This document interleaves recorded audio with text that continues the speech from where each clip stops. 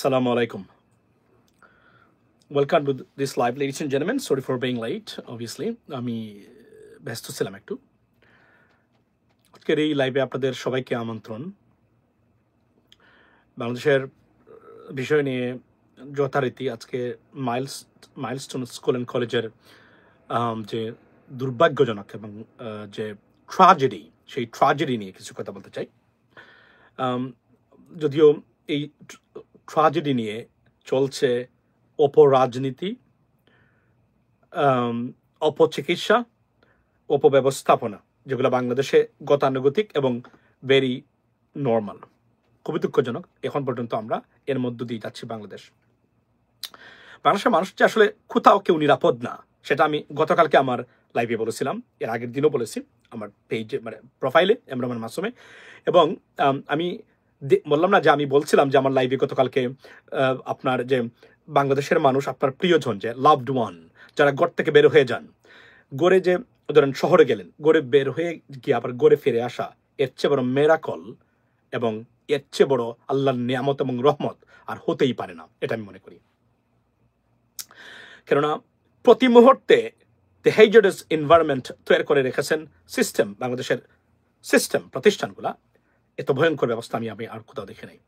বলেছিলাম যে আপনি ইউ আর ভেরি রিচ, ঘর থেকে বের হবেন, কিন্তু রাস্তাঘাট এতটা অনিরাপদ আপনার জন্য যে কোন ধরনের ঘটনা ঘটতে পারে। গতকালকের ঘটনা দুর্ঘটনা নিশ্চয়ই হতে পারে।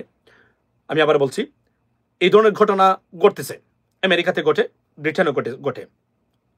তবে ঘটনার কারণ আমরা জানি এবং এটা দুর্ঘটনা কিনা এটা আমরা জানতে পারি, এবং তারা অ্যাভয়েড করার চেষ্টা করে এই ধরনের দুর্ঘটনা যেন না ঘটে, কিন্তু তারপরে ঘটে তারা। এগুলো আমরা নিশ্চিত করে বলতে পারি আপনাদেরকে। বাংলাদেশে যে এটা অ্যাক্সিডেন্ট ঘটতে পারে না তা নয়, ঘটতে পারে, এটা গতকালকে বলেছি। দেয়ার আর সাম ইস্যুস, অ্যান্ড কিন্তু বাংলাদেশের প্রত্যেকটা জায়গা অনিরাপদ ও ব্যবস্থাপনায় নিম্নজ্জিত, এবং কিভাবে মানুষ বেঁচে আছে এটাই সবচেয়ে বড় আশ্চর্যের বিষয়। গতকালকে অনেক বিষয়ে কথা হয়েছে, এর মধ্যে একটা হলো যে রাজনীতিবিদদের অপরাজনীতি। মোটামুটি everyone burst into it, because একটা ঘটনা ঘটার পরে রাজনীতিবিদরা হাসপাতালে গিয়ে চিকিৎসা ব্যাহত হয়েছে। গতকালকে আপনারা জানেন এই বিষয়টা নিয়ে আলোচনা হয়েছে, চিকিৎসা ব্যবস্থা ব্যাহত হয়েছে গতকালকে। অর্থাৎ রাজনীতিবিদরা রুগীদের দেখতে গেছেন, ইমার্জেন্সিতে নিয়ে গেছেন পাতি নেতা সহ শত শত মানুষ। ডক্টর প্রতিবাদ করেছেন, মানুষ প্রতিবাদ করেছেন, না আসার জন্য অনুরোধ করেছেন প্রত্যেককে। নজিরবিহীন ঘটনা, এটা পৃথিবীর কোথাও আপনি পাবেন না এই ধরনের ঘটনা। ইমার্জেন্সিতে শত শত মানুষ, অথচ বার্ন ইউনিট সবচেয়ে ভেরি সেন্সিটিভ এবং সবচেয়ে ইনফেকশিয়াস আপনার এরিয়া। বার্ন রুগীদের সবচেয়ে বড় যে সমস্যা সেটা হচ্ছে যে ইনফেকশন করতে পারে যে কোনো সময়। এটি হলো সবচেয়ে বড় সমস্যা এবং সবচেয়ে বড় মারাত্মক বিপদ, যে কারণে রুগীরা হাত কাটতে হয়, পা কাটতে হয়, অপারেশন ঠিক করা যায় না এটা। এবং এখানে দেখা যাচ্ছে বাংলাদেশের যে ডক্টর বলছিলেন, কোথায় কোন ইনফেকশন দিয়ে যাবে আমরা জানি না, so please don't come to the hospital. Even যারা রক্ত দিতে গেছিলেন তাদেরকে বলা হচ্ছে আজকে রক্তের প্রয়োজন নেই, আগামীকালকে রক্ত লাগবে, আগামীকালকে আপনারা আসবেন। অর্থাৎ চেষ্টা করেছেন প্রোটেক্ট করার জন্য, এবং নজিরবিহীন ঘটনা লেডিস এন্ড জেন্টলম্যান, পৃথিবীর কোথাও নাই যে ইমার্জেন্সিতে ট্রমা সেন্টারে গিয়ে এমনভাবে নেতা কর্মীরা হুড়ুর মারামারি, চিকিৎসা ব্যবস্থা ব্যাহত, ফটো তুলে দেখাতে হবে আমি গেছিলাম। অর্থাৎ এমন রাজনীতিবিদ, এমন রাজনীতি চলছে বাংলাদেশে। এই দূষিত বিষাক্ত পলিটিক্স থেকে বাংলাদেশের মানুষের মুক্তি দরকার, সেটাই ছিল বক্তব্য। এবং খুদ মাইলস্টোন স্কুলের একজন টিচার, যিনি যার মেয়েকে হারিয়েছেন এই ট্র্যাজেডিতে, উনি বলছিলেন আমরা এই দেশটা রাজনীতিবিদরা বিষাক্ত এবং পলিউটেড করে ফেলেছে, I want to leave this country right now. Teacher বর্তমানে খেতে খেতে বলছিলেন। অনেকেই বিরক্ত হতে পারেন, কালকে I was very angry, I was vulgar language আমি ইউজ করেছি, আমি toxic politicians I know. So এটাই উনি বলছিলেন। লেডিস এন্ড জেন্টলম্যান, আজকে আপনাদেরকে নজিরবিহীন কিছু ঘটনা আমি আপনাদেরকে দেখাতে চাই, যেগুলো দেখার পরে যেন সচেতনতা চলে আসে বাংলাদেশের মানুষের মধ্যে, অন্ততকে রাজনীতিবিদদের ভিতরে। প্রথমেই বলি, গতকালকের এই দুর্ঘটনা হতে পারে, বা তো সাবোটাজ হতে পারে। কে সাবোটাজ করতে পারে, এটাই হচ্ছে সবচেয়ে বড় ইম্পর্টেন্ট। আমি মনে করি না আমার এয়ারফোর্সের এই বাহিনীর যিনি আছেন উনি কোনোভাবে অবস্থাতেই এইটা উনি করেছেন। এখানে যেটা বিষয়টা তোলা হচ্ছে সেটা হচ্ছে যে সন্দেহটা এখানে করা হচ্ছে, সেটা কি, সেটা হলো যে এখানে বলা হচ্ছে, আমি আপনাদেরকে বলি যে শোনা যাচ্ছে যে গতকালকে, মনোযোগ দিয়ে শুনবেন, এয়ারফোর্সের প্রধান, উচ্চপদস্থ একটা টিম তুরস্কের উদ্দেশ্যে রওনা দিয়েছিল, এয়ারপোর্টও তারা গেছিল। এয়ারপোর্ট থেকে ফেরত আসছে এই ঘটনার পরে, অর্থাৎ উদ্দেশ্য ছিল তুরস্কের সাথে সামরিক চুক্তিটা সম্পন্ন করা। আপনার বাংলাদেশ জানেন, আপনারা তুরস্ক অর্থাৎ অস্ত্রের কারখানা বাংলাদেশে তারা স্থাপন করবে। ভারত কোনোভাবে এটা মেনে নিতে পারে নাই এবং ভারত এটাকে নাম্বার 1 থ্রেট মনে করেছে তাদের, এটা আমি শুনেছি নাও। এবং এই কারণে এই ফাইটার জেট এটাকে ডিস্টার্ব করার জন্য এই ফাইটার জেটের সিস্টেম জ্যাম করেছিল ভারত, এটা আমরা শুনছি। নাও এই তথ্যটা কতটুকু 100% justified, verified, we don't even know that, but that what came out right now. এবং it does make sense. India can do anything, Bharat can do anything against Bangladesh. There is a possibility, 100% possibility আছে। কেননা আমি গতকালকেও আমার লাইভে বলেছিলাম ভারত বসে নেই, they working 24/7 around the clock against Bangladesh, because বাংলাদেশের বর্তমান সরকার বর্তমান পরিস্থিতিকে তারা ভারতের ন্যাশনাল সিকিউরিটি থ্রেট তারা মনে করে। that was exactly the আপনার এবং সিস্টেম জ্যাম করেছিল।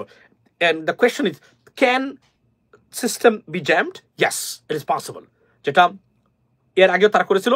এবং তুরস্কের বিরুদ্ধে এই অভিযোগটা উঠেছিল ভারতের মানে পাইলটদের বিরুদ্ধে, অর্থাৎ ভারতের এয়ারফোর্সের যে বিমান 5টা বিমান ভূপাতিত করেছে পাকিস্তান, সেখানে কমপক্ষে 2 থেকে 3টার সিস্টেম জ্যাম করেছিল মানে তুরস্ক।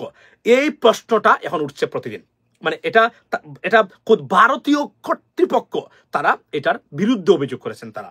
So that is a possibility. এবং বাংলাদেশের এই ঘুরে ধরা জীর্ণ শীর্ণ, যেখানে বাংলাদেশের এয়ারফোর্স থেকে মিলিটারি থেকে প্রত্যেকটা জায়গায় ভারতের অ্যাক্সেস আছে, খুদ টেকনিশিয়ান গুলা কাজ করে, ভারতীয় টেকনিশিয়ান ভারত থেকে কাজ করে বাংলাদেশের এয়ারফোর্সের সাথে মিলিটারির সাথে, কারণ শেখ হাসিনা এই অ্যাক্সেসটা দিয়ে গেছিল আপনার বাংলাদেশ অর্থাৎ ভারতকে। খুদ বাংলাদেশ ব্যাংকের আপনারা জানেন টোটাল সিস্টেমে অর্থাৎ আইটি সেক্টরটা ভারতের হাতে দিয়ে দেওয়া হয়েছিল। বাংলাদেশের এনআইডি কার্ডের টোটাল ডেটাবেস ভারত থেকে নিয়ন্ত্রণ করতো তারা। This is possible and so sad. এই জন্য বলছি এই ঘুরে ফিরে এই রাজনীতিবিদরাই বাংলাদেশের জন্য ক্যান্সার, বাংলাদেশের সর্বনাশের মূল। এদের বিরুদ্ধে রুখে দাঁড়াতে হবে। আমি দাঁড়িয়েছি, আমি শুরু করেছি, আমার অ্যাকশন চলবে, unstoppable action, and it's gonna go on and on, ladies and gentleman.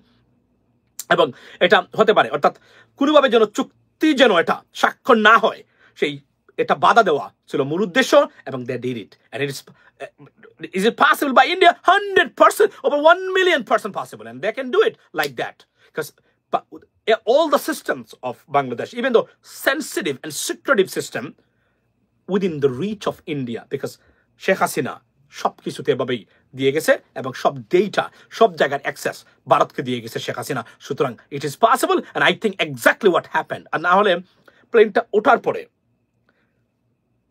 Mechanical dysfunction বা প্রবলেম দেখা দিতে পারে জাস্ট রাইট আফটার দ্যাট। এটা কখনো হয় না, এটা এক্সপার্টিসটা বলছেন মেকানিক্যাল সমস্যা বিমানে দেখা দিতে পারে, এত তাড়াতাড়ি নয়, আকাশে ওঠার পরে অন্তকে দিতে পারে। কারণ যদি সমস্যাই থাকতো তাহলে প্লেন উড্ডয়ন করতে পারতো না। উড্ডয়ন করার পরে আপনার 17-এর ব্ল্যাক বক্স কই? Yes, this is the biggest question. Now we got to know that what happened exactly, because আমরা জানতে পারবো তখন কি হয়েছিল এই জায়গাতে। এবং এই ট্র্যাজেডি আমি মনে করি it is there is a possibility it happened by human errors. Now why I say human errors means কেউ না কেউ কোনো কিছু করেছে, এটা পাইলটের ভুল হতে পারে, মেকানিক্যাল কি হতে পারে। একটা জিনিস বলে রাখি, আমি আমার লাইভে গতকালকে বলেছি, এই যে আপনার এই যে F7 এই এয়ারক্রাফট আপনার military aircraft fighter jet being used by many African countries still now, they have, even in their combat line they're using it right now আফ্রিকার অনেক দেশ এই একই মানে আপনার মডেলের এয়ারক্রাফট ইউজ করে তাদের কমব্যাট মানে সিস্টেমে, ইভেন দো অর্থাৎ তারা অ্যাটাক করার জন্য এটা করে মিলিটারিতে আছে তাদের এয়ারফোর্সে, আমরা ট্রেনিং এর জন্য এটা রেখেছি এখানে। এই প্রশ্নটা এখন দেখা দিয়েছে। আমি এই বিষয়ে আমার কিছু সাজেশনস ডক্টর ইউনূস গভর্নমেন্টের অধীনে আমার কাছে আছে। সেটা হচ্ছে যে আমি জানতাম যে তুরস্কের সাথে এই চুক্তিটা ভারত কখনোই মেনে নেবে না, এবং তুরস্কের বিরুদ্ধে সরাসরি প্রধানমন্ত্রী নরেন্দ্র মোদী থেকে শুরু করে ভারতীয় কর্তৃপক্ষ তারা বিষাদগার করেছেন পাকিস্তানের সাথে ভারতের যুদ্ধে। এবং বর্তমানে পাকিস্তানের বিষয়ে খুবই ক্ষুব্ধ, এই বিষয়ে আরো অনেক দেশ আছে এর ভিতরে। তবে এখন আমার প্রশ্নটা, আমার এই লাইভে আমি এটা বলতে চাই সরকারকে যে এটার আমরা সুস্পষ্ট তদন্ত চাই, কিভাবে হয়েছিল, ব্ল্যাক বক্স উদ্ধার করা হোক, এটা পাবলিশ করা হোক রিপোর্টটা, কেন এমন দুর্ঘটনা ঘটলো, এভাবে ওঠার পরেই অর্থাৎ স্ট্রেট লাইনে প্লেনটা কোনোভাবেই কোনো ধরনের টার্ন করার আগেই প্লেনটা অর্থাৎ এর মানে বোঝা যাচ্ছে এখানে যে এই প্লেনটা ফাইটার জেট এভাবে স্ট্রেট লাইনে, এক্সপার্টিসরা বলছেন যে এটা সাধারণত টার্ন করার কথা ওটার পরেই, কিন্তু টার্ন কেন করলো না? এর মানে হলো হয়তোবা pilot was unable to manoeuvre anyway, something like that. So এটা হতে পারে, ভাই পুরাতন বিমান ব্ল্যাক বক্স নাই, that is it, another issue. এটা হতে পারে, এটা 1966 অর্থাৎ 67 সালের বিমান, এটা হতে পারে, ইটস পসিবল।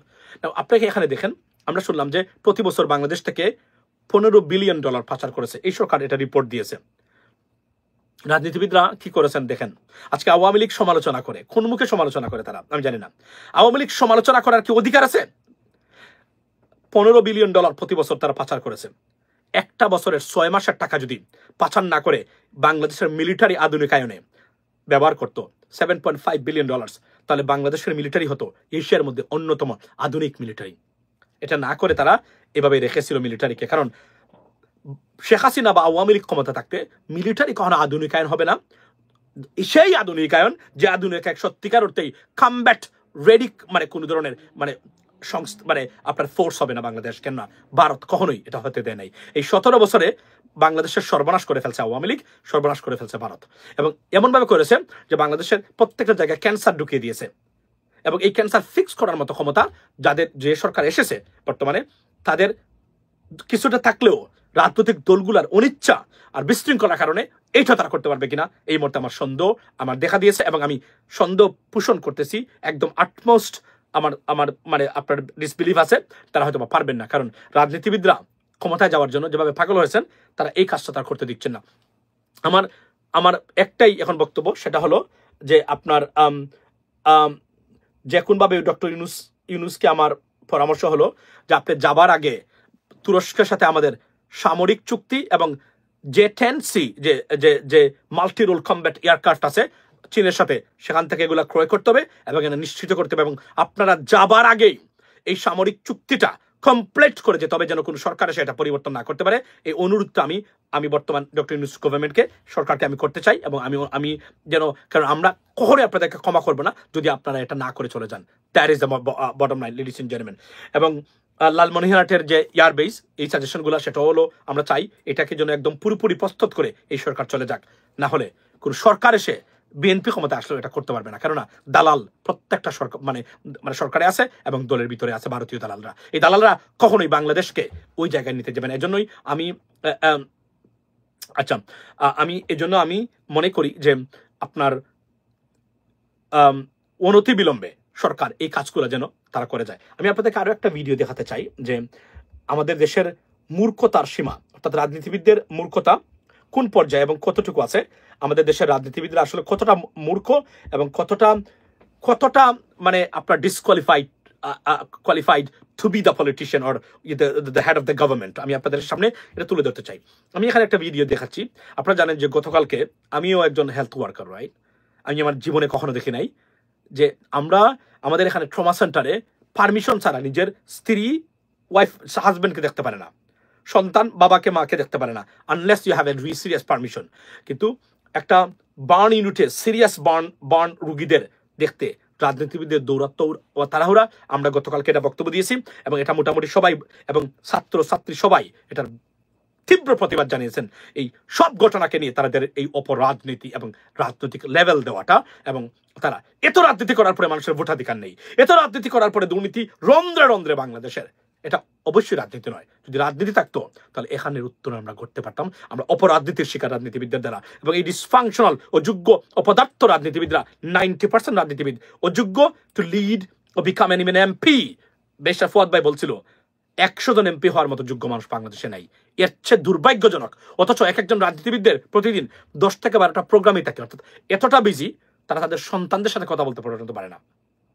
তবে সন্তানদের জন্য চুরি করা, তার 5টা জেনারেশন তৈরি করে দেওয়ার জন্য ঠিক আছে, কথা বলতে পারে না ওয়াইফের সাথে, বাট তারা এতটাই বিজি। এত রাজনীতি যে দেশে আছে, সেই দেশের প্রত্যেকটা ডিপার্টমেন্ট আজকে ভঙ্গুর ধ্বংসের মুখে। আমি নিজে আমার অভিজ্ঞতা থেকে বলছি, আমি যা দেখে এসেছি, আমি স্টান্ড। আমি মনে করি বাংলাদেশের মানুষ বেঁচে আছে, এটাই সবচেয়ে বড় মিরাকল। কারণ এতটা হেজিডাস এনভায়রনমেন্ট তারা তৈরি করেছে, অর্থাৎ বিপজ্জনক পরিবেশ তৈরি করেছে বাংলাদেশের মানুষের জন্য। গড় থেকে বের হলেই, আপনি গড় থেকে বের হলে না, যে গড়ে আছেন সেই গড়েও আপনি নিরাপদ নয়। ওয়াই? যে ফ্যানটা কিনে আনছেন একটু আগে মার্কেট থেকে, সেই ফ্যান বলা হচ্ছে এটা 10 বছরের ওয়ারেন্টি, যে কোন সময় ব্যাঙ্গে আপনার মাথার উপর পড়তে পারে, আপনার সন্তানের উপর পড়তে পারে, যে গ্যাস সিলিন্ডার আপনার গড়ে নিয়ে আসছেন যে কোন সময় বাস্ট করতে পারে, বিকজ এটা সত্যিকার অর্থে যে ধরনের প্রসিজিওর বা সেফটি মেনটেন করে তৈরি করা, সেটা দিয়ে তার তৈরি করা হয় নাই। That is why you are not safe even in your at your home or inside your room, because সবচেয়ে air compressor, you are right. এটা আমি মনে করি, আমি নিজে দেখে এসেছি, আমি মনে করি বাংলাদেশের মানুষ বেঁচে আছে, এর চেয়ে বড় আল্লাহর রহমত এবং নিয়ামত এবং মিরাকল আর পৃথিবীতে একটাও নাই। কারণ যেভাবে যে এনভায়রনমেন্টে বাংলাদেশের মানুষ বসবাস করে, ধরেন আপনি you are a rich guy, you have a Pajero or you have a Mercedes Benz, you just got out on the road, but you never know, truck, বাস যে কোন সময় আপনার উপর দিয়ে উঠে যেতে পারে যদি আপনি একটু খেয়াল না করেন। This is unbelievable. এমন বিপজ্জনক পরিবেশে আমার আত্মীয়স্বজন বেঁচে আছে, এটাই আমি আল্লাহর কাছে শুকরিয়া আদায় করি, এবং আপনারা বেঁচে আছেন। বেঁচে থাকার কথা না, পৃথিবীতে এমন হেজার্ডাস ডেঞ্জারাস পরিবেশ মানুষের জন্য সিস্টেম এবং রাজনীতি তৈরি করে রেখেছেন, আনবিলিভেবল। আমি আপনাদেরকে দেখাই এই ভিডিওটা কয়েক বছর আগে, এটা আপনারা দেখেন নাই, কারণ বাংলাদেশে এটা কেউ দেখানোর কথা না। আমি মাসুম ছাড়া এগুলো কেউ দেখাবে না, জানেও না, দেখাবে কিভাবে, সত্য কথা বলছি, সোশ্যাল মিডিয়ারও কেউ পারবে না। আচ্ছা, সাবেক ব্রিটিশ প্রধানমন্ত্রী কনজারভেটিভ পার্টি ডেভিড ক্যামেরন, মানে পাওয়ারফুল প্রাইম মিনিস্টার এন্ড উপপ্রধানমন্ত্রী, right? Nick Clegg, Liberal Democratic Nick Clegg, তার কোয়ালিশন ছিল গভর্নমেন্ট কয়েক বছর আগে। এখন দেখেন উনি একজন রাজনীতিবিদদেরকে দেখতে গেছেন হসপিটালে, উনি প্রপার গাউন মেনটেন না, সেফটি মেনটেন না করার কারণে ডক্টর সার্জন বের করে দিয়েছে প্রধানমন্ত্রীকে এবং উপপ্রধানমন্ত্রীকে, অর্থাৎ সবচেয়ে পাওয়ারফুল শক্তিশালী যে দুজন ব্যক্তি তৎকালীন সময় রাষ্ট্রের বের করে দিয়েছে, মানে doctor, a doctor, not anything, anyone, just the doctor. ঠিক আছে, এগুলো আপনাদের জন্য তুলে আনলাম, রাজনীতিবিদদের যদি কিছুটা শিক্ষা হয়।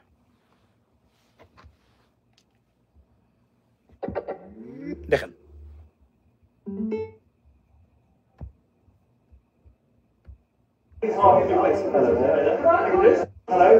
take a look at this.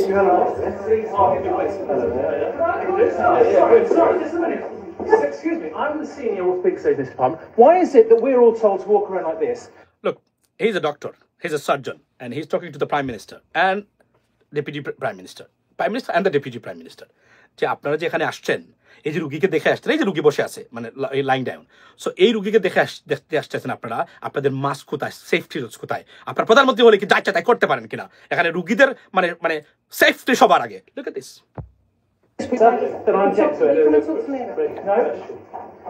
Look, this is the Prime Minister of that time, David Cameron, and this gentleman is Nick Clegg. His name is Liberal Democrat. I like him, by the way. I used to like him. So Liberal Democrat leader Nick Clegg, very good gentleman, Cambridge graduate. He's a Cambridge graduate too, both. Right. আমাদের দেশে তো ছাগল যেভাবে প্রধানমন্ত্রী হয়, এভাবে তো এদেশে ছাগল, পাগল ছাগল মানে ইতর বদমাইশ মানে প্রধানমন্ত্রী এমপি মন্ত্রী হয় না, এটা বাংলাদেশে হয়, আমাদের এদের দেশে হয় না। এই জন্য তারা ব্রিটেন, রাইট? আর আমরা এখনো বাংলাদেশ। আমাদের দেশে 7ম শ্রেণী পাস, 8ম শ্রেণী পাস, প্রাইমারি ফেল। আমার এলাকাতে যিনি এমপি হবেন উনি 7ম শ্রেণী পর্যন্ত পাস, এর মধ্যে বিএনপির ধরে নেওয়া হচ্ছে বর্তমানে।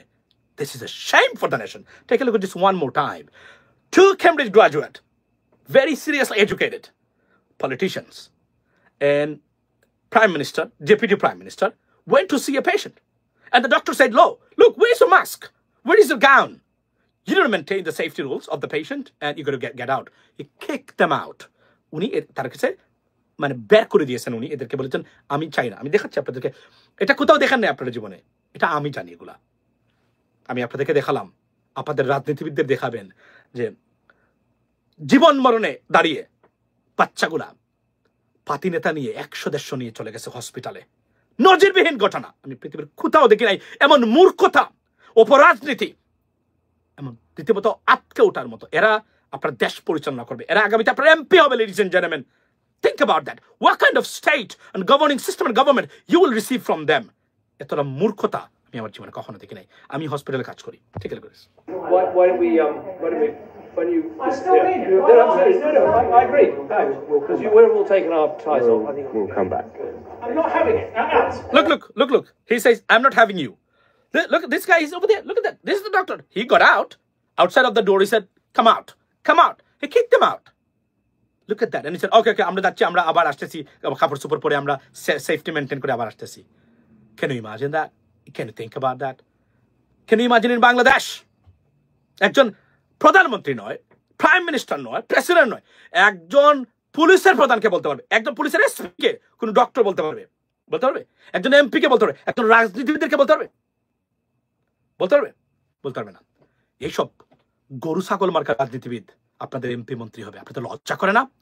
সবচেয়ে বড় লজ্জার চেয়ে বড় যে আটকে উঠার মতো এদের হাতে আপনার সন্তানদের ভবিষ্যৎ আপনারা দিচ্ছেন। কি ধরনের রাষ্ট্র ব্যবস্থা এরা উপহার দিবে আপনারা বুঝেন না? আজকে বলছেন এটা চেঞ্জ করে, আওয়ামী লীগ সমালোচনা করে এটার, আমি আশ্চর্য।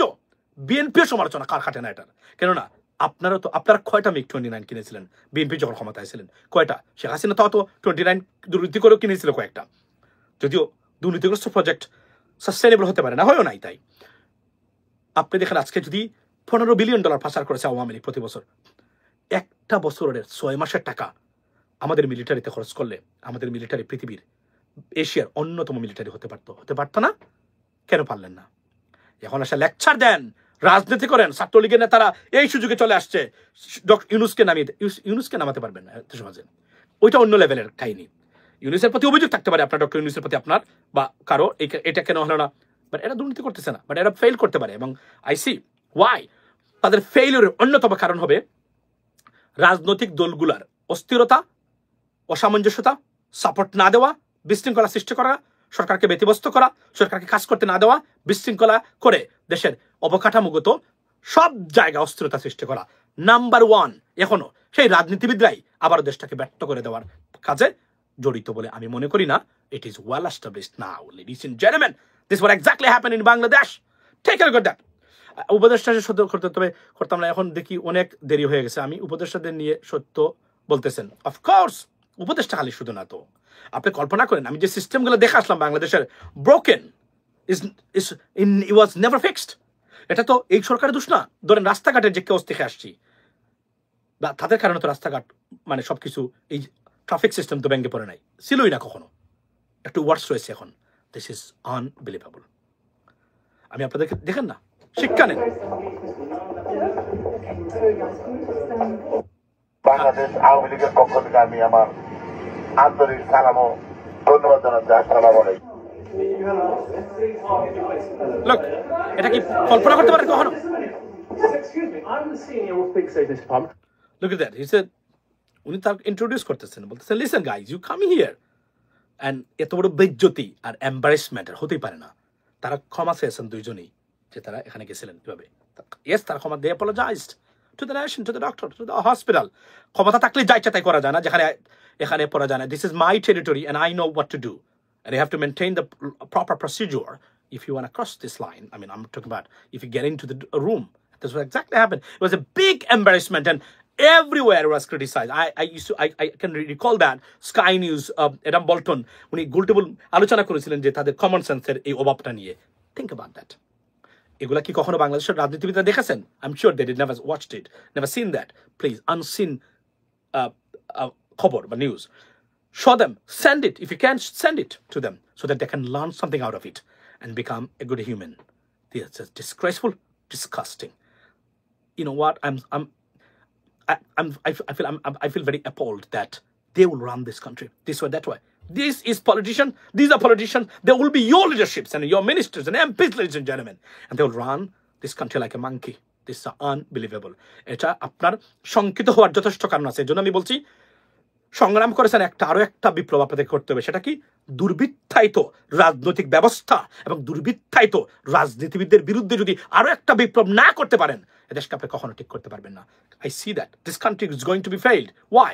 Because a graceless, irresponsible, reckless, corrupted politicians and political system will force them to be failed. And that's what exactly we see every day. আমি এই সংস্কার মানি না, আমি এখানে একমত নই, আমি এখানে দ্বিমত নই, আমি এটা মানি না, আমরা এটা মানবো না। Who care about that? তুমি মানবে না মানবে, তুমি কে? তুমি কে ভাই? এদেশের মালিক কি তুমি? রাজনীতিবিদরা, দলগুলা। আজকে দেখলাম প্রধান উপদেষ্টা দলগুলোর সাথে মিটিং এ বসেছেন, ডেকে নিয়েছেন। লাভ কি? What is happening? Nothing happening. চাঁদাবাজি বন্ধ হচ্ছে? হচ্ছে না। টেম্পো স্ট্যান্ড দখল করা বন্ধ হচ্ছে? হচ্ছে না। বাস স্ট্যান্ড দখল করা বন্ধ হচ্ছে? হচ্ছে না। আজকেও 5টা ঘটনা দেখেছি। আমি শকড এন্ড শেম। এদের লজ্জাও নাই যে ভিক্ষা চায় রাস্তাঘাটে রাজনীতিক দল। রাজনীতির নামে। Shame on you. But that's what exactly happened. Now, if you want to fix your country, you know, protect your generations, ladies and gentlemen, you're going to come out again on the street.